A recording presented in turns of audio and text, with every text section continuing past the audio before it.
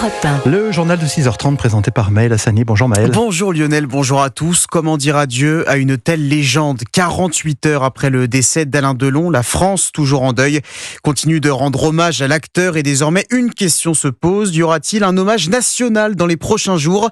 De son vivant, le samouraï s'était opposé à cette idée. Il voulait être enterré dans sa propriété de Douchy, dans le Loiret, auprès de ses chiens.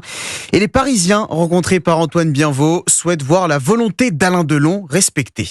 Devant son cinéma favori du quartier latin, Huguette est encore bouleversée par la disparition d'Alain Delon. Pourtant, malgré son admiration pour l'acteur, elle ne veut pas entendre parler d'un hommage national. Non, parce que c'était quand même un homme assez discret, qui aimait apparemment la solitude, puisqu'il s'était retiré dans cette propriété. C'est à chacun de lui rendre hommage par la pensée, pour aller retourner voir ses films. Alain Delon lui-même ne souhaitait d'ailleurs pas d'hommage national, préférant des funérailles intimistes.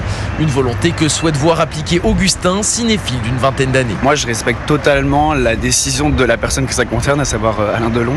Je pense que ça aurait été bien d'en faire un, mais s'il n'en veut pas, on n'en fait pas. Devant un autre cinéma du quartier, Robin, en revanche, aimerait voir le dernier des monstres sacrés du cinéma recevoir des obsèques à la hauteur de son héritage. Je pense que pour toutes les personnes qui sont nées entre les années 50 et même les années 80, c'est une figure qui a été importante, quoi. Et donc je pense que c'est important de rappeler pourquoi il a autant marqué son époque. Tous s'accordent cependant sur un point, la décision devra revenir à la famille de l'acteur et à elle seule.